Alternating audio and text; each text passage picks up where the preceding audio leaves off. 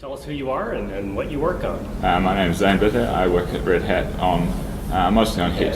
I'm one of the original Heat developers. Been working on projects since 2012, I guess, when we started.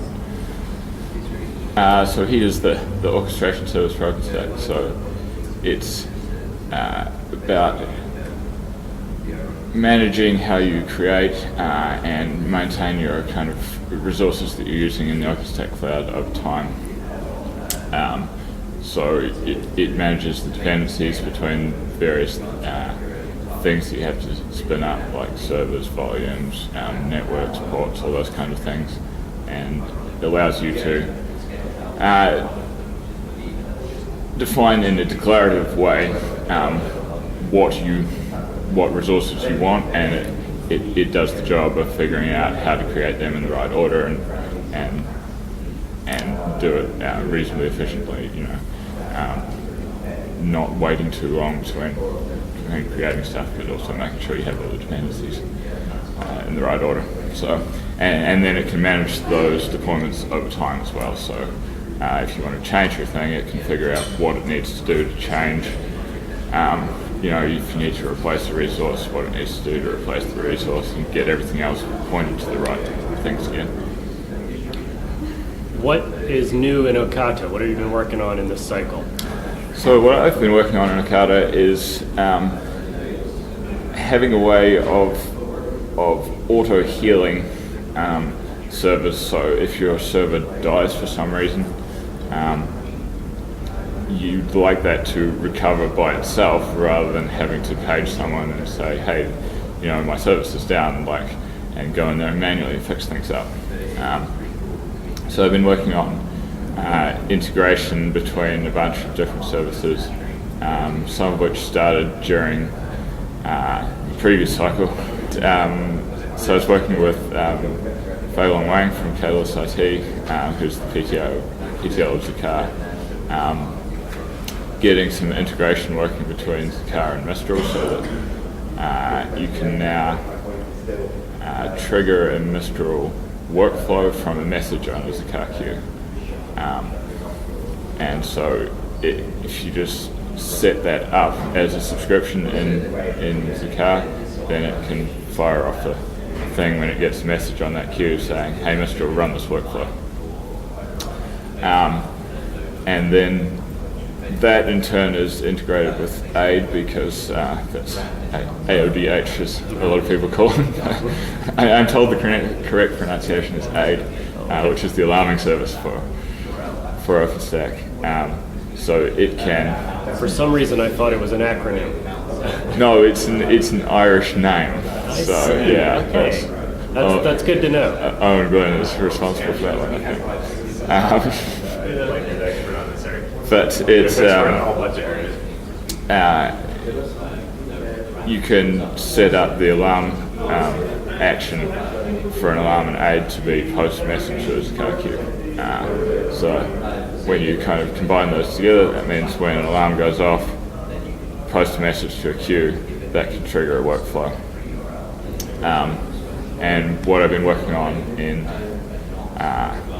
in Ocata is getting that all packaged up into a Heat template, so we have all the resources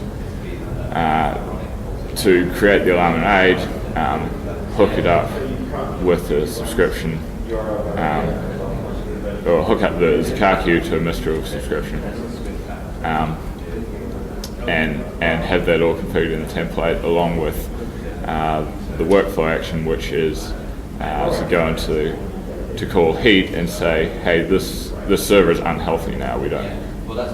We know from external to Heat, we know that this server is bad, and then kick off a stack update which says, oh, this server's been marked unhealthy. We're going to create a replacement, and then as part of the stack update, we'll remove the old one. Is that done, or you still have stuff to do in Python? It's done.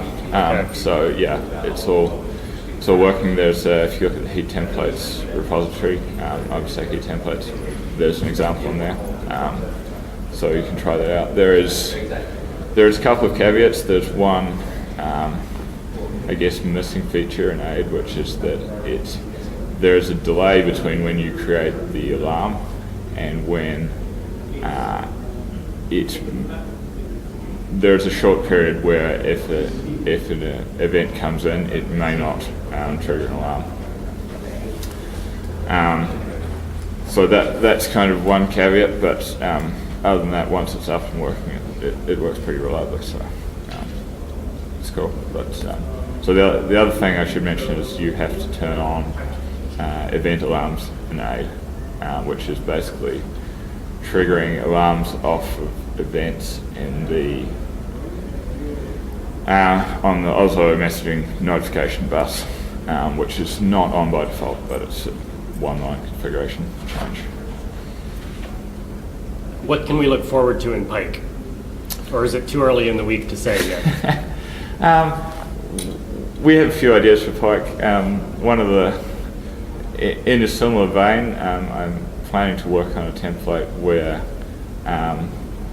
so Ocata has pre-signed URLs, so you can drop a pre-signed URL into an instance and allow that instance, node server in other words, to post to that Ocata queue without having any keystone credentials or anything like that in there. And basically all it can do with that signed URL is post to that one queue. So pretty similar to signed URLs in Swift, if you're familiar with that. But what that should enable us to do is create a template where we're putting a signed URL with an expiry into a server, and then we can before that expires we can recreate it, and so we can have kind of updating credentials, but hook that up to a Mistral subscription, and that allows the server to kick off a particular Mistral workflow to do something that an application needs to do without having credentials for anything else in OpenStack. So it's all using both Mistral and Heat use like Keystone Trust to say, hey, I will operate on behalf of the user who created this workflow. So if we can allow them to trigger that through Ocata, then there's a pretty secure way of giving applications access to modify stuff in the OpenStack cloud, but locking it down to only the stuff that you want to modify, and not risking that if someone breaks into your VM, then they've got your Keystone credentials and they can do whatever they want with your account. So that's one of the things I'm hoping to work on. As well, we're continuing with Heat development, where we've switched over to the new convergent architecture. In Newton, I think, was the first release to have that on by default, and so we're looking at improving the performance of that now. So we've got the right architecture for scaling out to a lot of Heat engines, but right now it's a little bit heavy on the database, a little bit heavy on memory, which is kind of the trade-off you make when you go from a monolithic architecture, which can be quite efficient but doesn't scale out well, to you scale out, but then you're potentially looking at performance problems. So I think there's some low-hanging fruit there. We should be able to crank up performance, especially in terms of memory use and that kind of thing, and database accesses. So look for better performance out of convergent architecture and Heat coming up in Pike, hopefully.